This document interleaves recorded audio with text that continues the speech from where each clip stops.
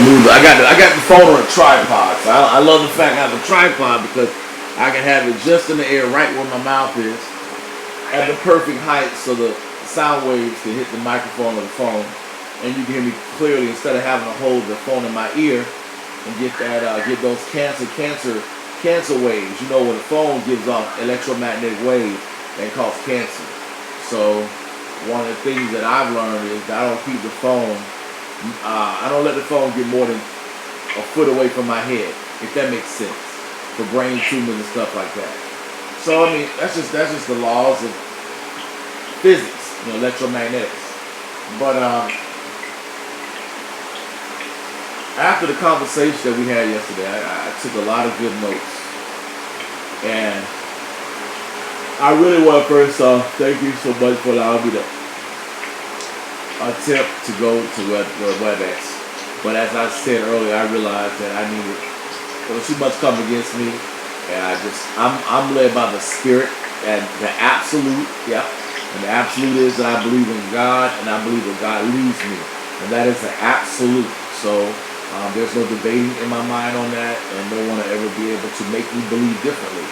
And so being individual led by the absolute, I realized that going into WebEx for just 3 days and putting myself in more financial problems, or just having to deal with the consequences out there of, for example, expenses I did not plan for because I don't have the $1,000 like I normally have as a cushion, made me realize that, hey, it's not right for me to go out there. I know what I'm used to, and I know how I always was prepared for everything. And this is a moment where I'm not prepared. So I hope that makes sense of why I decided not to go. Does that make sense? It does. You don't have to justify it to me. I'm good. Oh no. I'm not justifying it to you, but I am explaining it because I want you to understand my logic. Remember, we metallogically, right? We go by logic, not by feelings, like y'all ladies go by. So I just want you to understand my logic. Does that make sense? Oh, that's good.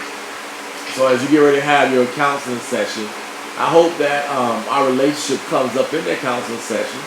I would love for her to start digging into your brain and find out what you think about relationships. Because you said a lot of stuff yesterday in regards to how you want a man to share things with, and a man that would be there for you, and kind of all the stuff that it's in the wonderful Harlequin romance novels, or the movies and TV shows, or the romance comedy rom-coms. And I said that I think that that's foolish, that people should look at relationship like a job, a duty, a responsibility. And like my Indian family members or my Chinese family members, they got married based upon arrangement. They looked at the benefit of the whole versus the individual. And their marriages seem to work out longer and better than all of us living in America who push this argument of love and feelings and feelings. So as a black sister, I hope that you talking to this professor, Dr. Black Sister. I heard that she's single, but I hope she's not. Because if she's not, I would love to get you to tell me her opinions on this major issue for millions of black sisters and brothers. Marriage. That issue, marriage. Successful marriage. Does that make sense? Well, it makes sense what you're asking, but it's not something that I'm going to pursue with her. I'm going to pursue those things that I need to work on. You don't think marriage is something to work on? Oh, I thought you said you want to be married. I thought you said I want to be married. That's what you wrote down yesterday. That's not my priority. Oh. My priority right now is to heal myself. Okay. I heard that. To get the work done. My priority is to understand what makes me tick and help me to be a better person. Okay. Certainly what goes on in my life does come up in conversation, and I should certainly feel free to discuss anything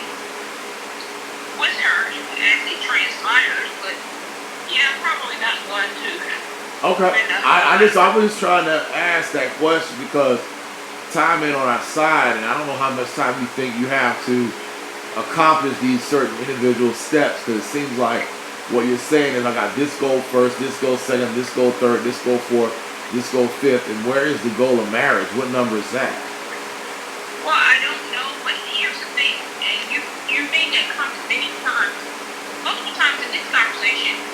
I'm sure that it has been, but many times since we reconnected, time isn't on our side. Yeah, We yeah, have more years behind us than we have in front of us. yeah. We need to be concerned. We can't get time back. But That's right. all those things are true, but they don't dog me. I'm not gonna say that I am not concerned that I'm not gonna that time because today, look, unbeknownst to me, today I might have 2 years left. Unbeknownst to me, today I might have 30 years left. Unbeknownst to me, I might only live just before the age my father died. Unbeknownst to me, I only had 20 years since my sister died. I just don't know. And so I'm not operating in this sense of what you call fear. I'm not living in fear of time. I am living. See, this is the reason I didn't even want to say that is because to some degree I am living in fear of time, but not in the sense that you keep describing.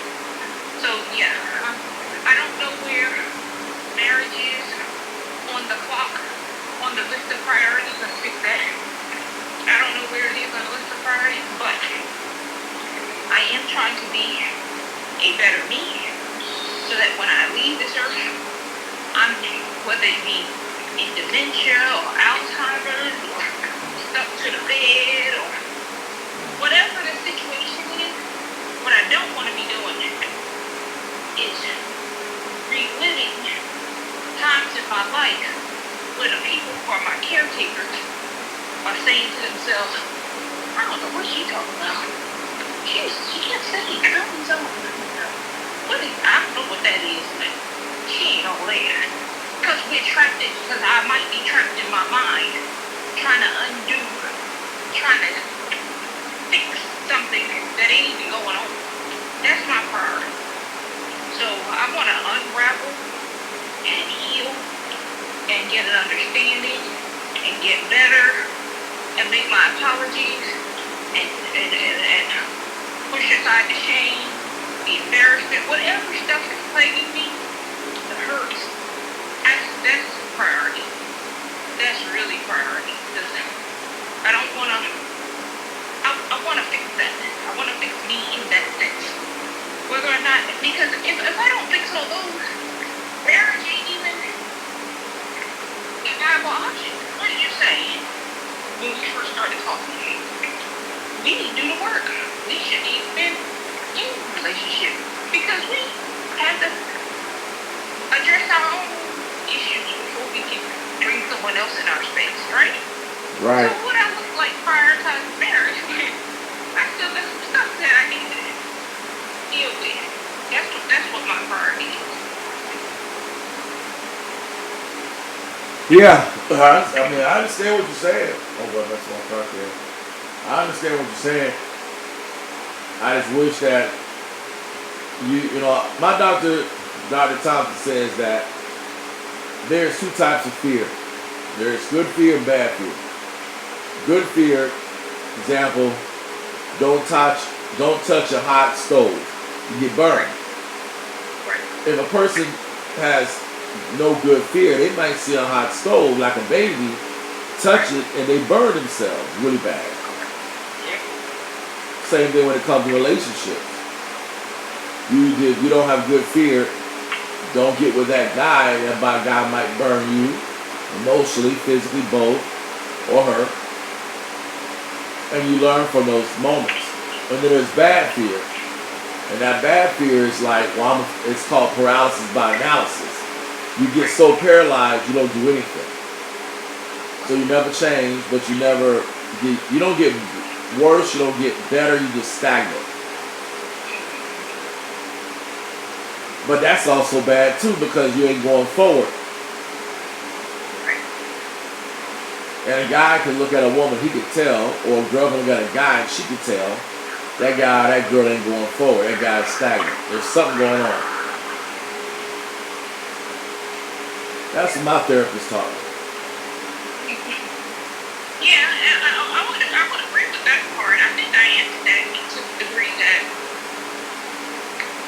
I did have a sense of fear. I had that sense of fear from the time that I broke my routine until I prayed to God that I would meet somebody and get married.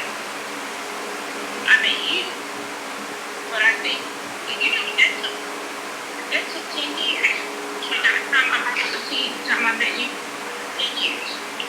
And then it took 7 years between the time I broke up with Robert and the time I connected with you. So I know a long period of, I guess you could call it fear, of just feeling like, you know what, I love me, I'm good with myself. I'm not gonna worry about being with somebody else. I'm gonna worry about me. I'm gonna worry about making myself better. I'm gonna worry about the things I need to do. And that was really, I wouldn't call it fear, because I would call it avoidance. Avoidance.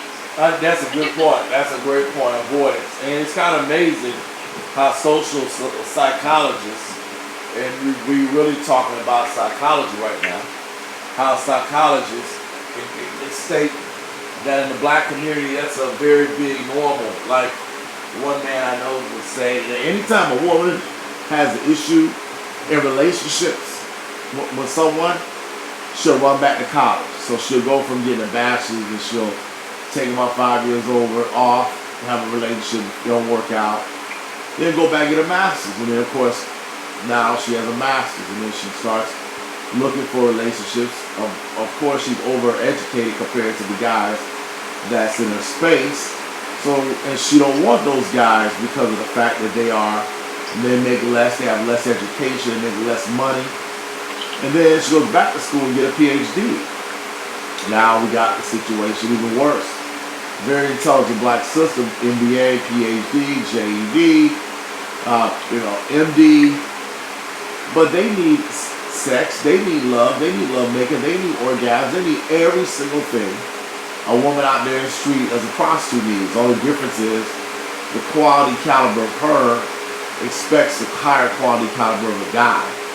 And unfortunately those numbers for the guys are so small. The higher you get educated, the smaller the pool is. That if that woman doesn't put herself out there in that realm, i.e. going to events for Greekdom and that's just the Greek part. But not even if you were Greek, just going to this week is homecoming, right? And I'm pretty sure you know the school where homecoming's for. Exactly. Going to events like the PAX Spelman Morehouse week, which the first thing I did when I first came to Atlanta in July 2011 is I went to one of those. I went to, and it's funny, it's during my birthday month. So it kind of was a blessing to have it during my month of birthday. But in my week of my birthday. And so I don't know how sisters can get from where you're talking about to that place that you want to get to if they don't not only do the therapy, but then apply what the therapists tell you to do to get that mental work done so that you are able to be in a position, as psychologists would say, to receive a hello, my name is Sam, how are you?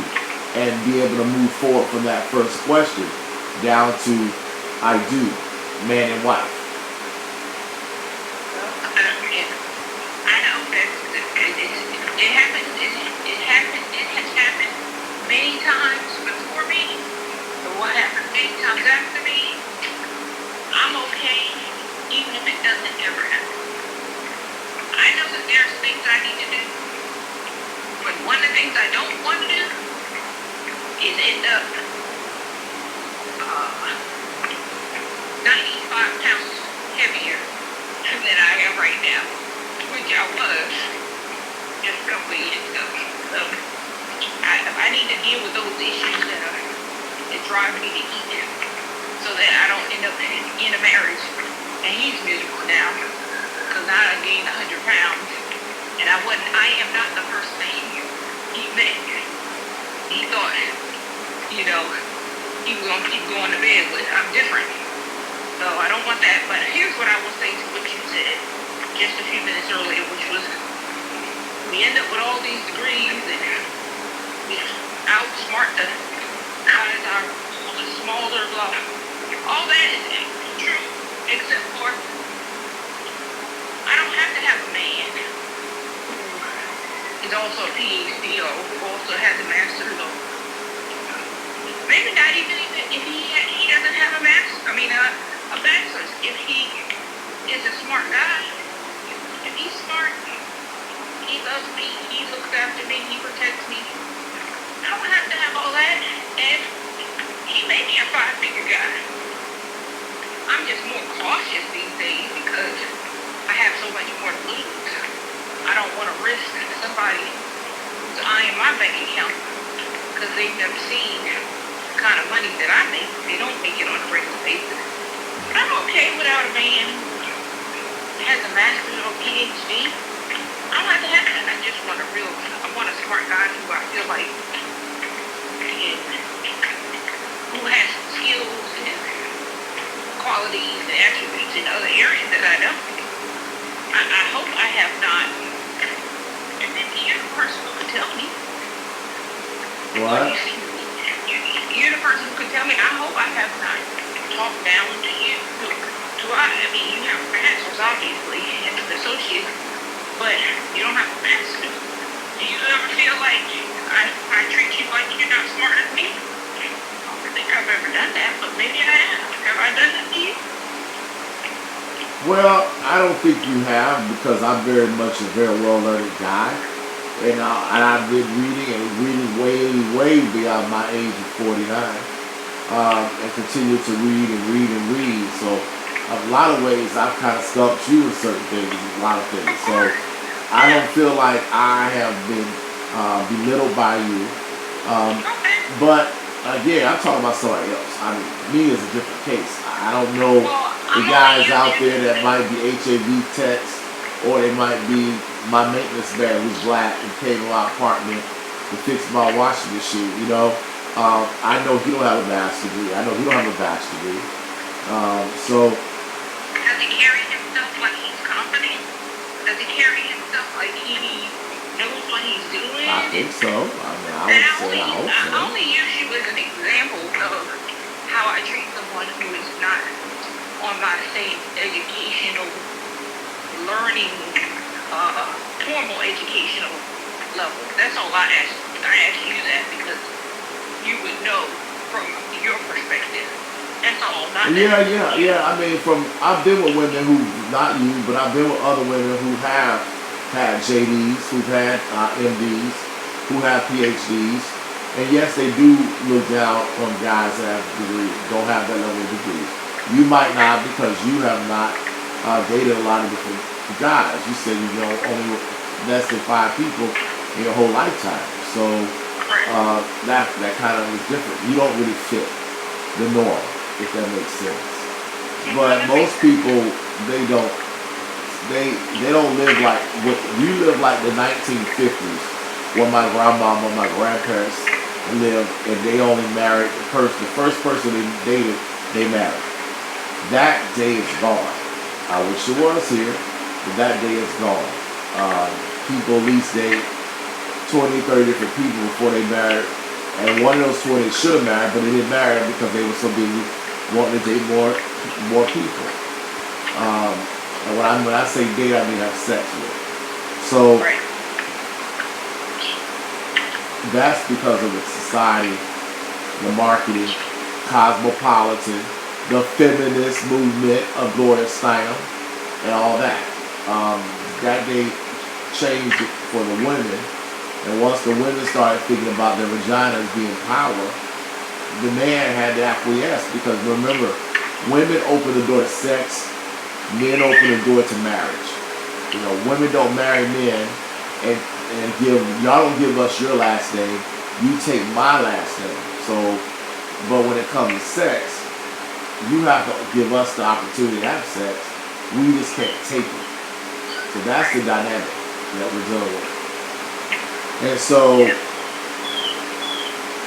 that's changed today. Today it's not like it was 1970.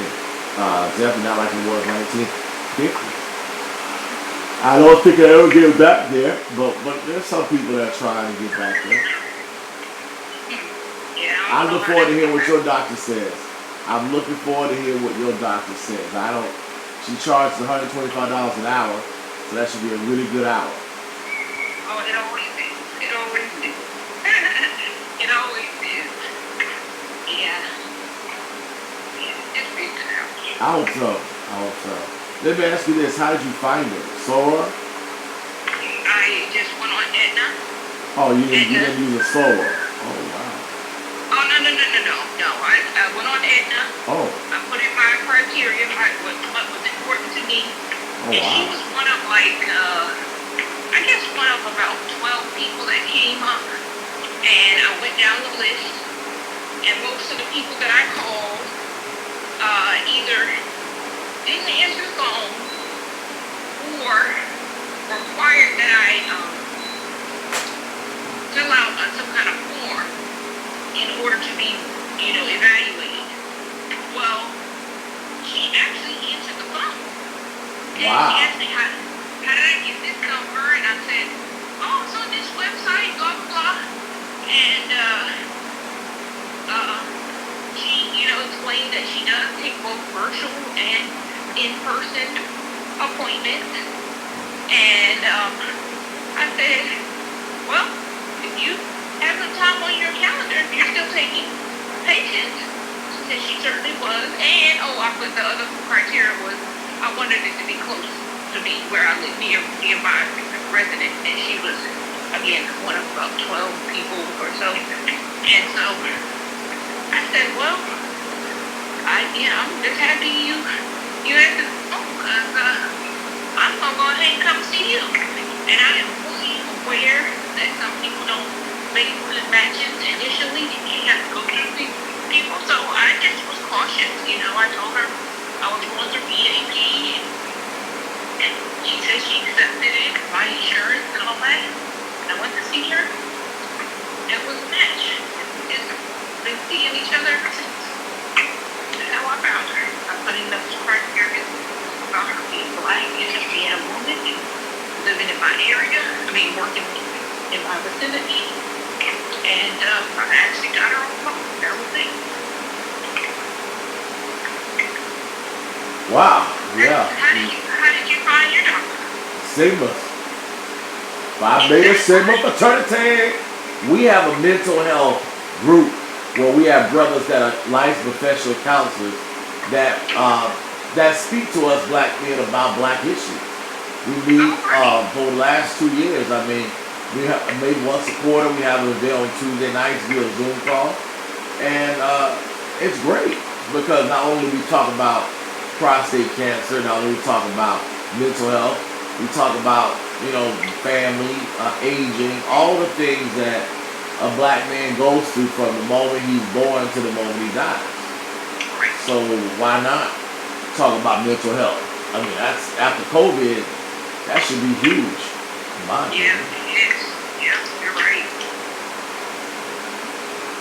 But there's so many different therapists you got to go through and vet them, and that's the big thing. That's why I was asking you, how did you vet that person? You just didn't pick the very first one that picked up. I hope not.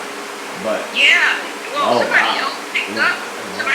Somebody else picked up. There are a couple of people who picked up, but like I said, I had to fill out some kind of form, like go through some kind of process of I'm calling it a survey, but I think you know what I mean. And I didn't want to commit. That's the thing. That form made me feel like you were committing. Right. Yeah, and I didn't want to commit because I knew. Well, the very first visit should be free anyway. Well, all 8 of my first visits visits were, the first 8 visits were free because it was EAP. Oh, wow. So it was free to me because that's what the program is that you can get. I'm talking about the first visit with multiple counselors. You don't got to pick the same one. You could have went to 8 different people, and that first visit would have been free. Oh, it was like a consultation, right? Yeah, like a consultation, exactly. Yeah, I didn't think of it that way. I just thought, I just said, okay, I'm going to use my EAP on this one. And if that don't work out, I'll use another EAP on that one. Oh. And if that one don't work out, and so I felt like I was actually spending, not money, but spending capital. You know, credit. So how does this lady at this moment, how many visits have you had so far? I've been here since March. So, all right. I go every so other now, week. if you had it since March, and that's a nice amount of visits. Every other week is 2 a month. That's over 2 times 6 months. That's 12 visits, roughly. So in the 12 visits you've had with her, how is she when it comes to being direct? Because I know some counselors are afraid to ask those pointed questions. Some won't, some do. And they're supposed to be very good at reading you and learning your pressure points to help you, acknowledge certain issues that you might be trying to avoid or certain issues you're trying to hide, things like that. So what do you consider her to be? I think she's doing that, but see, the thing about my experience is they don't tell you, I see what you're doing. They just read it and then they understand what is happening and they gently guide you so you can see it. You know what I'm saying? So when you're saying be direct, it sounds direct to me, but she may say something that I don't even understand that I'm doing. And then apply whatever tool she has to reveal it to me. So to answer your question, she feels direct to me. I don't know if in fact she's being subtle or she's being gentle. I don't know. She seems like she knows exactly what's going on and how to get me to see who I am. Right. Through my own words. Right. Oh, I like that. I like that. Yeah. Wow, that's awesome. I applaud that. Well, what I want to do is when I get to January, God willing, when I get to January, I want to be able to not be eaten out of a box and yet still be on the track. Not just maintaining, but losing weight.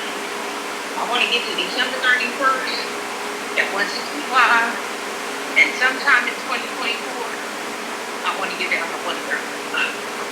That's what I'm looking for. And that's going to take, lose weight for me, obviously, because it's still processing. If I'm not eating a box, which expedite that process, then let's see what 2024 reveals. Because I'll be accomplishing some big goals 2024. But yeah, I heard that. With you, and I share with her. I eat when I'm happy. I eat when I'm sad. I eat when I'm frustrated. I eat when I'm tired. I eat when I'm concerned. I eat when I'm sleepy. I eat all the time. Alexa, what is 12 times 3,500? 12 times 2,500 is 30,000. No. I meant, Alexa, what is 12 times 3,500? 12 times 3,500 is 42,000. 32,000. So I have 32,000 calories that I have to lose within the next year. And that's the number of calories I gotta lose.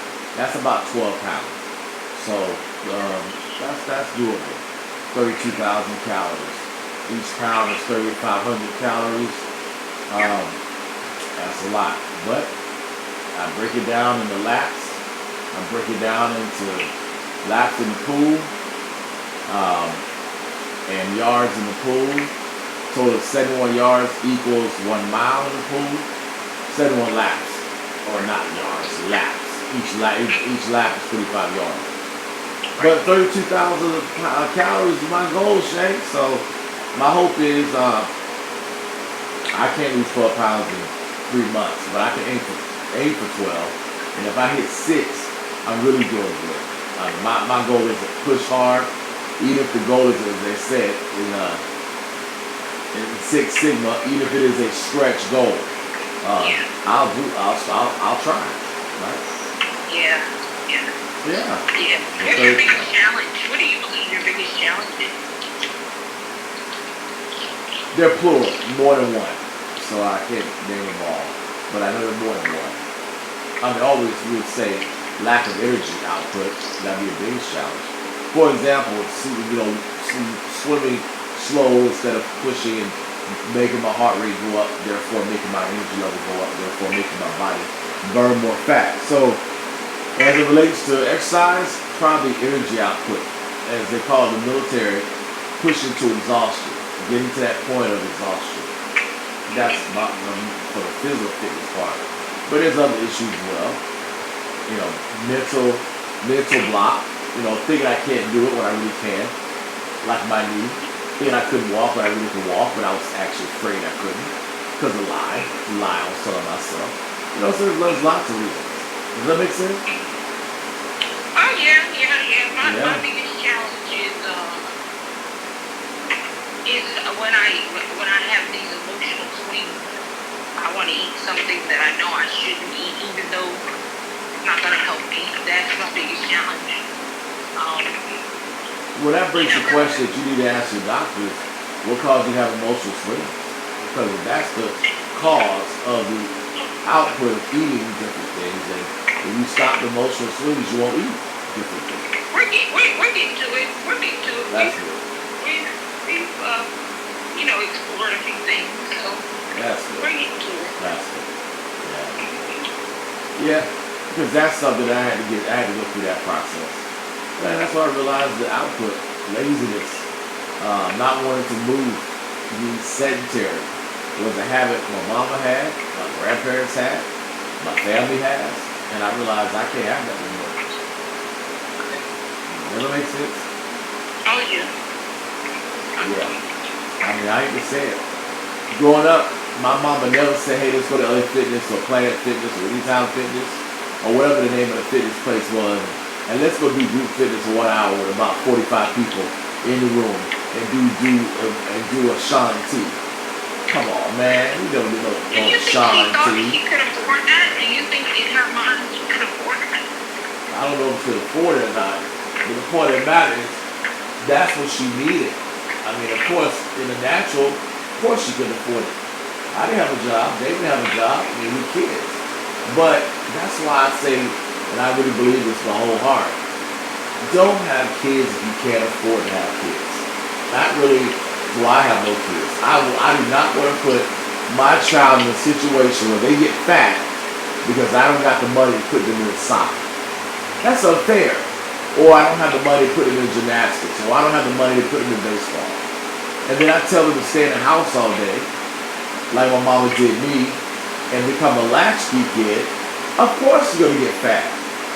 Wait a minute though, Hank. Of course. Think about her, that time that she lived. Think about her era.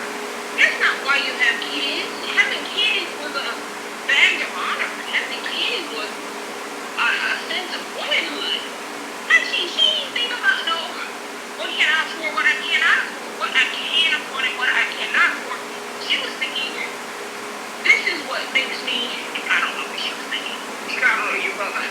But women of my age and older, they're thinking, this is what being a mother is what makes me special, makes me real, makes me valuable, makes me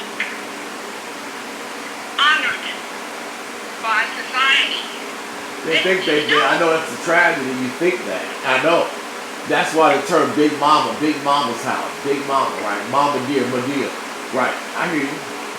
And to even reference the Bible, they encourage you to be fruitful and multiply. They don't say as long as you can afford it. You know, what does the Bible say? Well, I have to use common sense, Shay. I think you know common sense is not necessarily written in the Bible. The Bible is a spiritual book. The Bible is not a common sense book that says you need to go to college, get a degree so you can be able to take care of your kid. But common sense says in America today, you need a degree. Where does it say that in the Bible? It doesn't. Common sense don't even say you need a degree. Yes, it does. You can look at the jobs. They say on a piece of paper, job description required a bachelor's degree or higher. Okay, let me just back up. Right? You're moving in a different direction than where I am. Where I am is I'm sorry. women of this, some women still carry, just like I carry the tradition that a man needs to approach me and ask me to marry him.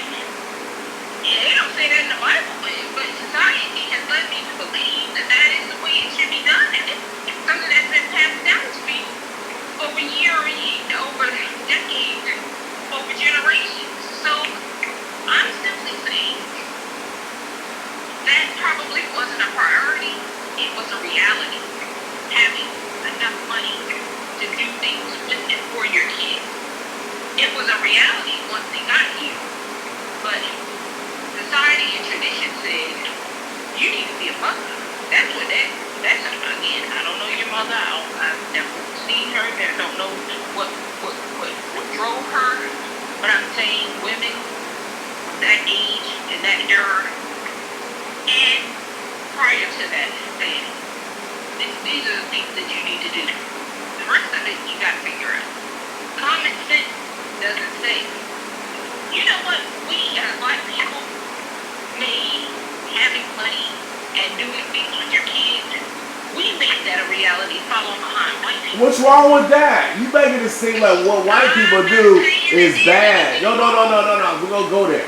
You making it seem like what white people did is bad.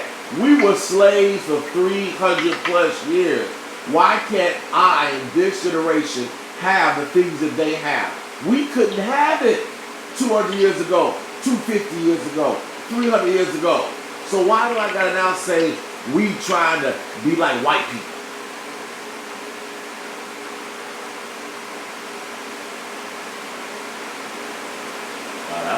I asked the question.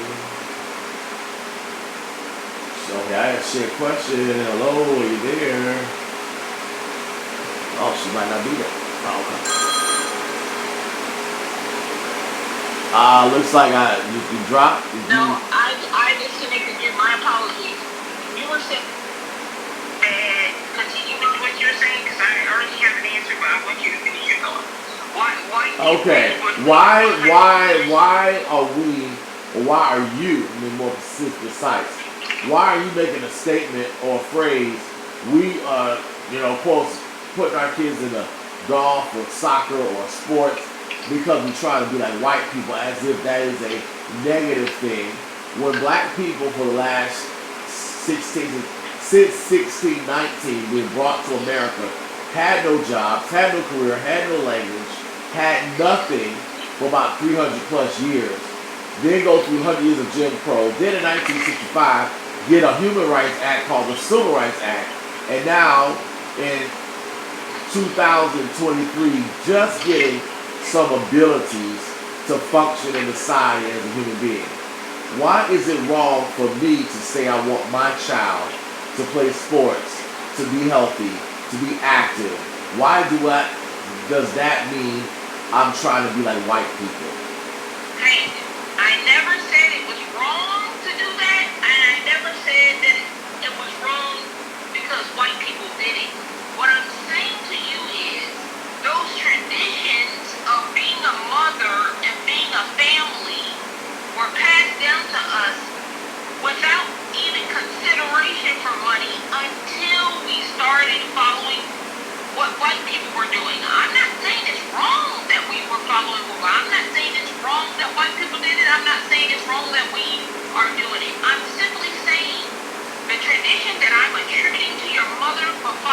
that I've contributed to decades and almost centuries of black people following, this is a new thing to us that we have to be concerned about finances. We have to be concerned about variety. We have to be concerned about types of education. That's all I'm saying. Not that it's wrong, but just that this is a new development in our culture.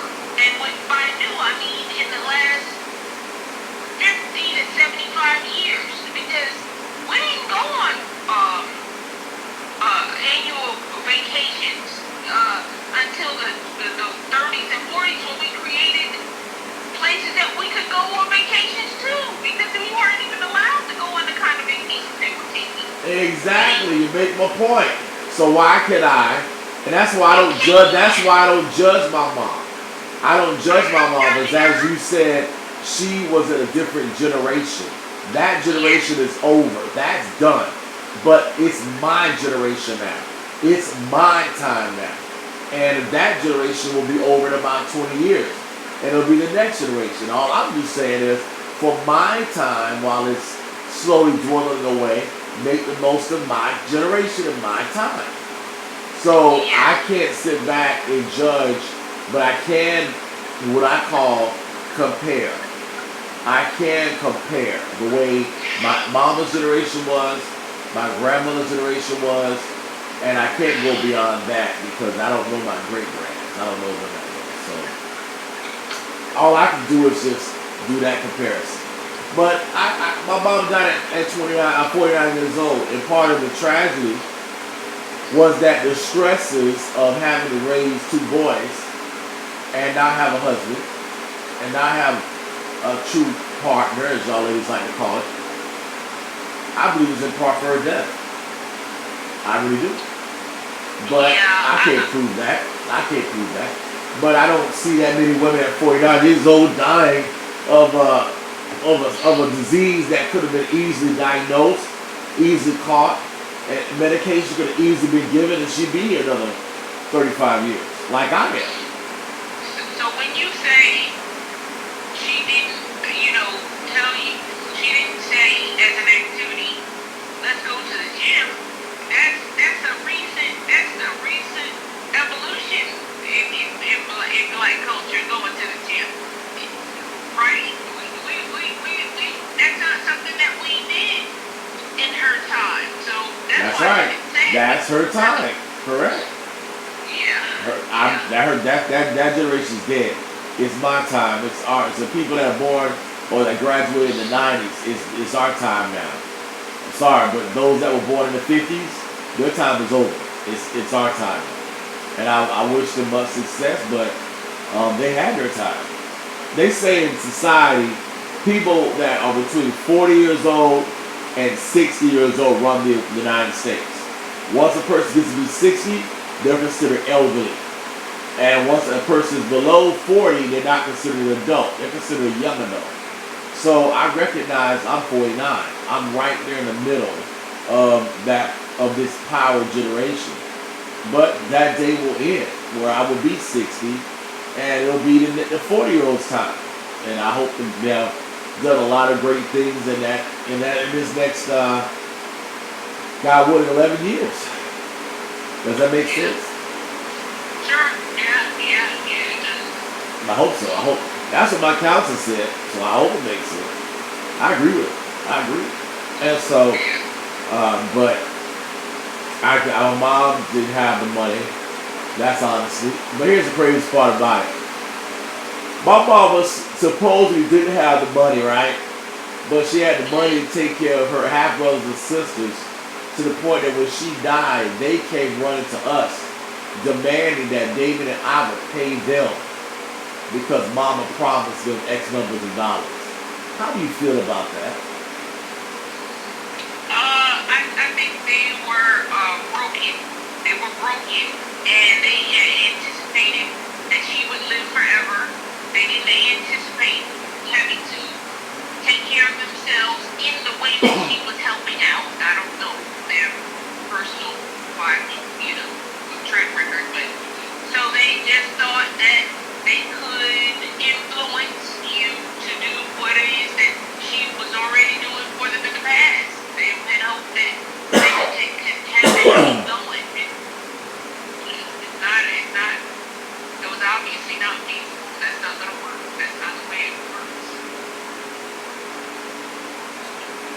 so I look back. I thought that after if something did happen to my mom, based upon what she did for them, I thought that they would say, "Man, we're gonna help those boys in honor of our big sister," and that was not what they did. And it's now been 20 years. They could only see themselves. They could only see their I know. They couldn't see yours. I know. And so the consequence of that is my brother Damon feels like he's alone. And I somewhat felt like I was alone until I found a new family, and new families, plural, as a Christian. But my brother is not a devout Christian. So he's out there in the world by himself. Because they're not going to be people that are just going to love on you just because you're a human being. There's got to be something in their heart that wants to love you. And if they don't have that in their heart, they're not going to do that. The same way my mama had in her heart to love her sisters despite the fact they were using her. So that may be why my brother felt like when my cousin kicked him out the house. Either one, he felt like he didn't want nobody to know. He was so ashamed. He couldn't walk up to somebody and say, "Hey, you help me."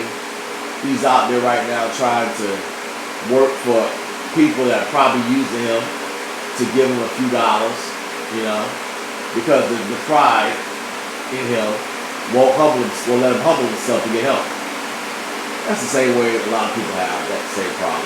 Yeah, he's got to have come to terms with who he is, how he is, what he is, and then decide to change. It's got to be something from inside. That's all you can do. Just like you decided to change your sedentary life, it's like I decided to change my eating life. We all go through those things that until we come to it ourselves, it ain't gonna happen. That's why I don't beat up people about being fat, because until you decide, when you decide, then it's decided. That's the only time it changes is when you decide. I've been there, and I've been there many, many, many times, and I don't beat people up about it. And here's the other thing. When I was at 271, that's my highest.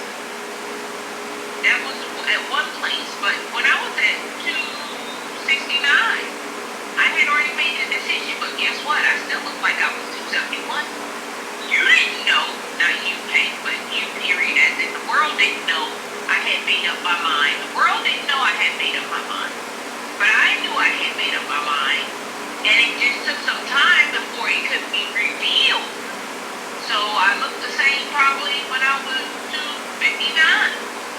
But I was working on it, but you can't tell. So that's another reason why you just don't know where people are in their process. Oh yeah, I know exactly. When I first started, when I lost my job Friday 13th, January this year, I was approximately 275 pounds. I know it because I weighed myself. Okay. And I was, of course, not able to walk. Of course, I'm hobbling on a chair. I have one of these medical chairs. The one you go to the doctor's office. It has 4 wheels, and it's like a little seat, and you can spin it around all 360 degrees, and you can roll it too on carpet, on linoleum. Okay. And I'm doing that, rolling from the bedroom, rolling to the living room, rolling to the dining room, rolling to the bathroom. I wasn't standing up on my leg because I thought it was really effed up. It was, but I just didn't want to stand up on it out of fear. And at that time, I had just had a physical therapist in December come to my house. That my insurance that I was on was really, really good. And I paid for visiting help. It's a company that comes to people's houses that are hospice, or that they're old, or they're infernal, unambulatory is the word. They can't move. Yeah. And so this white man comes to my home, and he's looking at me like, "How old are you?" And I'm like, "I'm only 48. What's going on?" And I tell him what happened. Blood clots. I'm thinking, oh my God, that's the worst thing in the world. I'm about to die because, I was diagnosed with blood clots. Not knowing that, that's not going to kill you. If you don't do nothing, it'll kill you. But if you move, you will break the clots up and you will live. So he's like, you're gonna have to start walking, man. Today we're gonna have you walk from the front door to the kitchen, and you're gonna do that every day, seven times a week, and we're gonna meet once a week. And I'm gonna come back and I want to see if you done it. The next week we go from the front door to my bedroom, my master bedroom, and that was very, very, very hard. And then after that, from the front door to the bedroom, front door to the bedroom on the other side. I had 2 bedrooms. And that was very hard. Now, of course, I had not been walking from August that previous year. This is 2022, December 2022. So from January 2022 all the way till December, I really hadn't been walking. And of course, that was when you and I had the argument the year before, I believe, was when I stopped talking to you. Yeah. So I had nobody to talk to me, and of course I had no family. Other than old ladies that are in their 70s and they barely can walk themselves. So I realized if I don't help myself, I ain't get help. Because I got no friends. I got Sigmas, but no offense. Nobody want to call me Sigmas. Look at me, a 46-year-old, go in there, bro. You ain't 76, you 46. Come on, man. So, I realized as the guy made me realize, the fear was in my own head. Yeah. And after I started trying, Louis told me, we did the first levels of, I have 3 flights of stairs. So the first thing we did, the first flight, down and back. It was really hard, down and back. With crutches on one arm and the stair rail on the other. Down and back, down and back, down and back. Then we say next day, he said, all right, we're going to do 2 flights. Oh, God. So I'm down the first flight, down to the second floor, and then back up to the third. And then third week, down to the first, down to the second, down to the third, second, first, and all the way back up. My knee was like about to buckle. I felt like I'm about to break my knee. But And you did this when he was with you and when he was not? yes, I had to. That was my assignment by the guy. And I wanted to prove that I could do it. I had to go very slow. I went very slow. But yeah, I did. And so I knew that my job might be firing me, so I already had a motivation because I already got some information that my contract may not be renewed back in December, and the way they were treating me kind of felt like they're trying to find a way to let me go. So I'm like, let me use this insurance because the insurance ends December 31st. And I paid a lot of money into this insurance. I want my EAP. I want my help. This all was a part of my $300 a month insurance plan that I paid out of my pocket every month. So thank God I did. Because then in January I lost my job. And from January, February. No, this is the law firm. Okay. The law firm that I did a 6-month contract. Okay. Yeah. July 17th, 2022, I had got that job because I got fired from jail in May. And so they gave me a $10,000 package. That $10,000 package lasted me to July, in which I was able to get a new job in July at the law firm. So, and that job only lasted me 6 months. It should last me at least a year. But looking back on it, God is so great. I am so glad they fired me. Why? Because the job that I got right now is 25,000 times better than that job. And I'm so grateful because I actually used my brain in this job. And the other job, it was so mind-numbing and below my level of knowledge that I hated the job. So thank God.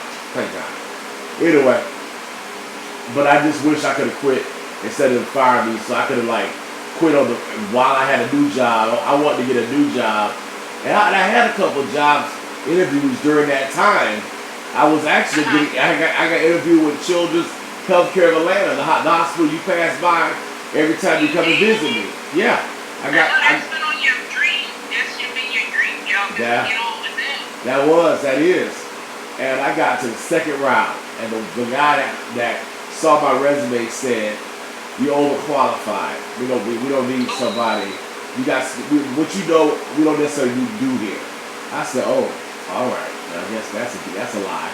But I know what it was. They knew I would be asking for a certain number of dollars, and they could afford to pay me that certain number of dollars. I get it. They call that, age discrimination, or you start getting to that world. That's what I'm starting to get into now. But anyway, I'm looking back on it. I'm glad that they hired me, because it was mind-numbing work. I've been in Cisco Voice for about 15 years. That job needed somebody that has only got 5 years. So it's not for somebody that's older like me. They want someone that's just got out of college, got their, just brand new. Anyway, so God has a great way of giving me something even when I don't think He should. Because I told him, if you'd asked me, did I want to stay in King and Spalding? Yeah. They're paying me at that time $62 an hour, and I'm working 8 o'clock on, 4 o'clock off. I don't have to work long nights. I don't have to work weekends. It was gravy. I mean, it's like if I'm 65 years old, yeah, but I'm 49. I want to do more because I know I can make more. And so I realized that this is a job for somebody that's close to retiring, not for somebody that's in my area, in my age, in my career right now. But it gave me a good medical insurance. I had good medical insurance. I had EAP. I had home health care. I had a home nurse that would come by my house and take my blood. I had check my blood pressure, blood sugar. I mean, praise God. I learned something, and that is, if I was ever feeble and I needed health care to come to my house, I know exactly what they could do. Because I never knew anybody that had that before. I now know that is, they call it traveling nurses. It is a big, big, big profession. Shout out to the traveling nurses. But I didn't know that at 46. I've always been somewhat healthy. So, and I know I've always been able to walk. So I just, But that guy, that physical therapist, said, bro, you can walk. You may have to walk with a limp. You may have to walk with a cane, but you can walk. And he's right. I can. I want the surgery, but at the same time, I can walk until I get the surgery. It's just up to me exercising every damn day and not sitting sedentary 2 days in a row, 3 days in a row, 4 days in a row, 5 days in a row. So that's the lesson. That's the lesson. I love it. Yeah. Does that make all that story? Does that make all sense? All that? Oh yeah, that makes sense. That makes sense to me. I hope so. Yeah. I hope so. But now I'm down in this first floor apartment, and I'm really happy. I mean, I like the stairs, but honestly, I like the fact I downsized. I didn't need that big ass place. I'm about to throw some more stuff away. I realized that, man, a lot of that junk was junk that I never used, sit in the closets, that for at least 7, 8 years I was in that place. And I didn't touch some of that stuff in the whole 7 years. Unacceptable. Unacceptable. So what movie did was it taught me, man, dude, give that over to Goodwill, give that to Salvation Army, be a blessing. Somebody might need it. Be a blessing to other people. Stop trying to hoard stuff. And I started watching this show on A&E called Hoarders. And I saw these white people that got their houses so messed up. It kind of reminded me of you when I first met you, remember? Well, I guess. You remember you had that weight, you had that weight room, that weird weights in your office for like at least 5 years. Yeah. My universal Oh system. yeah. Oh yeah. I had used it for a while, but I really didn't like being in the house. I had to I know. Angela sold it to me for $200. I had that stuff a year. And I gave it away when I got my house refinanced. That's what I did. I gave it away to the contractor who fixed up my house for the refinance. Yeah. Yep. Yep. I got, and in fact, I was thinking today that I was going to get rid of some of my furniture that I have used that got wet when my toilet flooded up. When John leaves, he's going to help me pack up a truck and take it to the dump at the landfill, and I'm going to get rid of that stuff, and I'm not going to replace it until I get the house renovated. So anyway, I understand that part because when I have boxes all in my living room, and when I first moved here, that washing machine, I had an issue with the drum spinning and rotating really bad and wobbling so bad that you would hear the sound wah, wah, wah, wah, wah, wah, wah, wah, wah. And I'm like, when you go on the spin cycle, it was spinning so fast that it made the washing machine move 3 or 4 feet in different directions. yeah. When I called the maintenance people, and this is the first week I moved in, I said, okay, I've had a washing machine for 7 years in my other apartment. Same one, washed hundreds of loads, no problem. Something wrong with this washing machine. You know what they say to me? We don't think they're wrong with the washing machine, sir. So maybe you filled it up too much with laundry and that's what's happening. I said, listen, man, I know that I've been washing clothes 20 plus years. I know something wrong. So take my little iPhone, I got my little tripod, I put it a light load and I put it in the basic normal cycle, wait till it gets to the spin cycle, and I started videotaping. And there it is. I get no film. I do 3 or 4 videos. You know, film. We all got iPhones, so I can send it to them via AirDrop. Talk to the lady at the front desk, black sister. I said, listen, I got proof. Look at this. Talk to me. Okay. I'm sorry, bro. I talked about making today. He says that he tested your washing machine and couldn't find nothing wrong. I said, did you put clothes in there? No. So how are you going to test it? Okay, so, all right, next time, this is about 4 weeks later. I'm going through this for a whole month. And I got to wash clothes. I got to work, man. I got to wash clothes. So I said, I'm going to wash clothes. So, put a normal load in there, and I put it in the spin cycle, wash clothes. Got to the spin cycle right before the actual tub drains. It moved the washing machine so far forward by 4 feet that it pulled out the drainage thing from the drain hole. Man. So it flooded my whole home, my bedroom, my living room, the couch, everything was flooded. So I had a video of all this. You probably didn't even notice, but some of my boxes over there had flood damage. You can see the crinkling of the cardboard because the water made the cardboard crinkle. No, I didn't know. And so I'm sitting there like, oh my God. So I'm here to get a mop. I'm having a wet mop. I called an emergency. I said, listen, we need somebody over here tonight. Man, they didn't come to my place for 3 days. So for 3 days, I'm sitting there mopping, trying to get it from mildew, trying to make the thing not mildew, trying to get all the water up. I mean, I'm on crutches, so I'm doing this on crutches, you know. And so he finally comes and he sees the damage. He goes, oh, okay, we'll replace it. Replace it one day. I have had no problems with the machine ever. The new one works perfectly. And I've had that new machine for over a month and a half. And I could have had it fixed if the man listened to me and not have lost or wasted precious stuff, ties, clothes. Oh my God. All because he's stupid behind it won't listen. But that's what you get when you live in a cheaper apartment. If I lived in a very nice one, like a white one up there in Sugarloaf, that would be fixed like that. So you get what you pay for. You get what you pay for. But that's a lesson. Do you have renter's insurance, Nate? I do, for $14 a month. And you know what's funny? I hadn't even put a claim in because I don't even know. I have never done that before.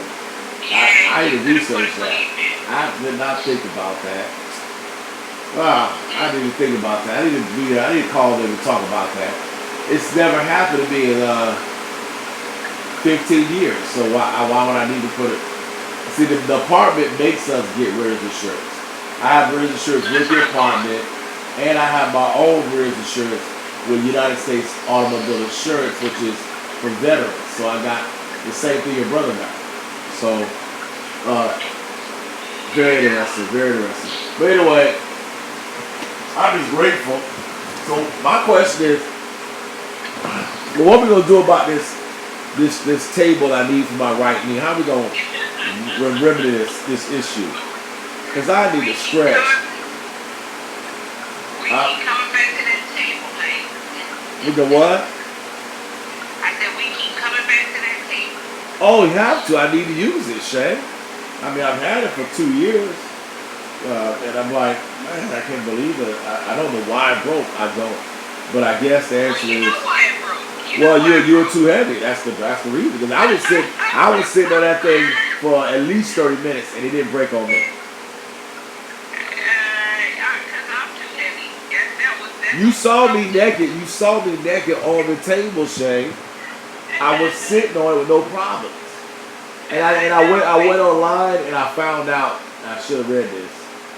The maximum weight they can handle is 300 pounds. So if you do the math, my 230 plus your 170 is over 300 pounds.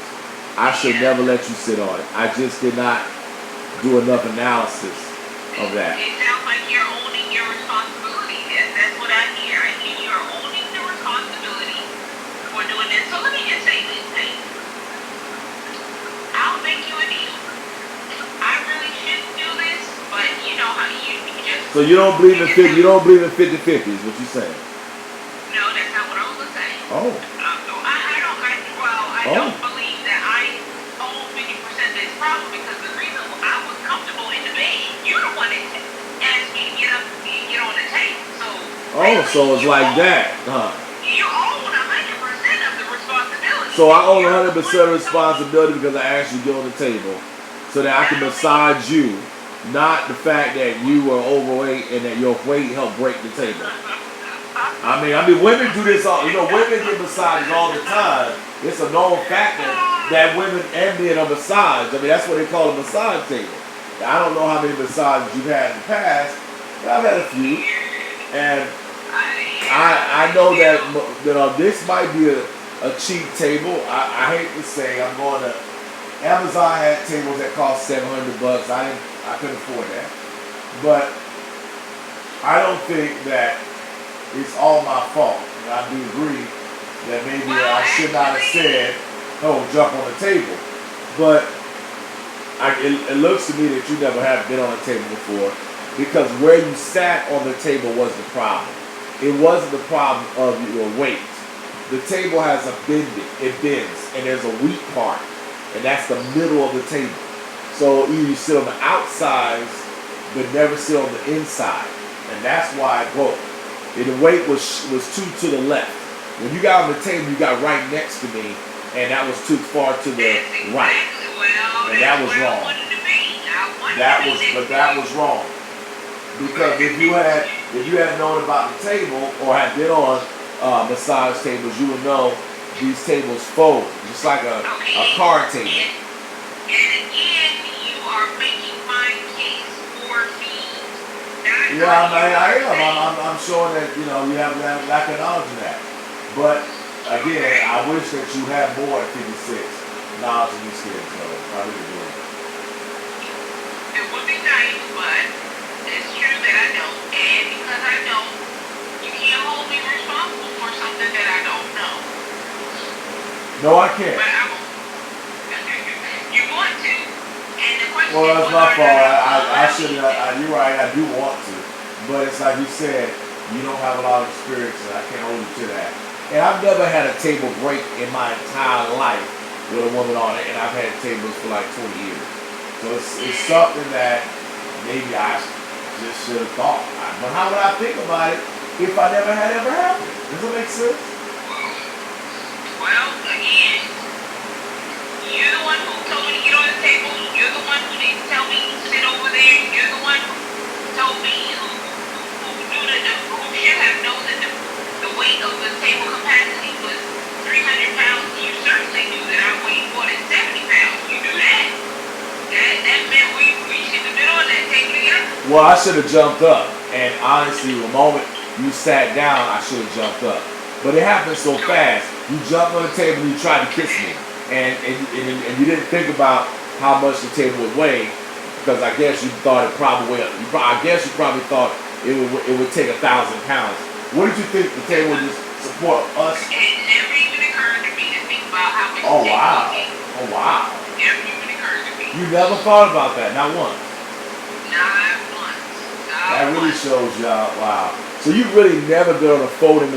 You've never had a massage person come to your house with their folding table to give you a massage, like they do all the time. No, Oh wow. I have been on trips where I've scheduled massages outside of, and I remember Spontanel when that was a big thing. Maybe you don't know when Spontanel was a big thing. It was a big thing in the early 2000s. Spontanel. Are you familiar with Spontanel? Well, again, I'm sorry, but women in their 40s and 50s need to get massages, and I think that's something you might need to start, because it is very important for your health, not just your mental, but your physical health, to get massages. The good news is that the table that I paid, I bought this table February. I'm looking at my Amazon right now. I bought this table February 4th, 2022. And it cost at that time $350. Today it's only $129. So I'm like, yeah. So I'm getting me a new table. Praise the Lord. Hey. What I was going to say before you told me I had some responsibility in this. What? Why don't you find a table that can handle more than that? You can't. I can afford $700. So I have to see what I got. I'm not recommending $700, but I am recommending you can find a table that can handle a little bit more, maybe a higher level. I wish. I mean, I've looked through them. Okay, I'm looking right now. I'm looking right now online on Amazon.com on the spa beds. I'm looking. And I'll go in half with you. I don't want that. Well, I'm looking. Let me tell you the prices. Since you're making a statement here, let me tell you what they are. I think the table that I had is pretty damn good.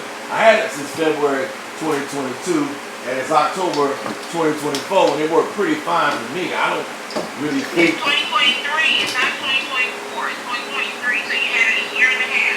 Well, it wouldn't have broke if you weren't happy. You feel me? And you keep blaming me for doing what you asked me to do. I'm just saying, Shay, if you were 30, 40 pounds lighter, I bet it wouldn't have broke. Talk to me. If you were 160, I bet it wouldn't have broke. Talk to me. It would have broken. It would have been. Sure. The capacity 300. Yeah, 160. I believe if you were 160, it would not have broke. You said you're 170 is what I heard you say. Right now, 175. Yeah, so you're 160, I don't think it would broke. 15 more pounds? When you add 160 to 230, you get 390. That's almost 400 pounds. It would have broke. Yeah, you're right about that. Yeah, I got one. You got a good point. I don't think the law. I'm looking now. I'm going to Google and to see if what's the maximum weight capacity. So let me go. Spots, foldable. It's got to be foldable. That's the biggest thing. Right. Yes. I'm being nice, hey. I'm being nice. Oh, you should. Thank you. But I don't think we can get above 400 pounds. I don't believe it. But I'm just saying this foldable massage table that can handle up to 400 pounds. I think that's probably right, man. I don't think it's gonna be 400 pounds. That's a lot. I mean, most persons weigh 200 pounds. A man on average weighs 220, and a woman should never weigh 220. So And woman weighing 220, she don't need to be on no table anything. She go to the gym. Okay. I'm at the gas station pumping gas, so let me call you right back. Okay. All right, fine. No, we don't know that.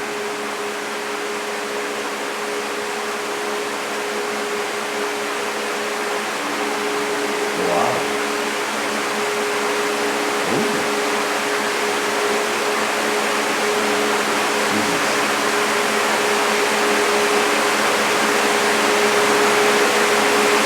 I don't believe these. I just don't.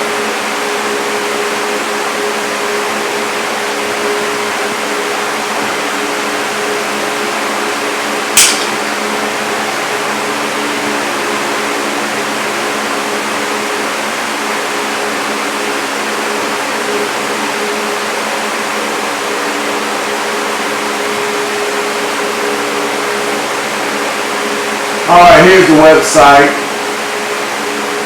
massagesupplies.com, and here are the prices that I see on these tables. I don't necessarily agree with them, but from low to high, let's go from low to high. And there are $219, $381, $457, $526, $549, $582, $945. My God, I'm not ready for that. That's my goal. That one's for a woman that's pregnant. I know, right? Isn't that cool? But again, these are tables that should last for 4 to 5 years. They got lightweight ones. They got other ones. And this is the one that I paid for. And they got a $319 one. I think metal's stronger than wood. I just do. So I'm going to go with a metal. Even though that metal table did break. I know.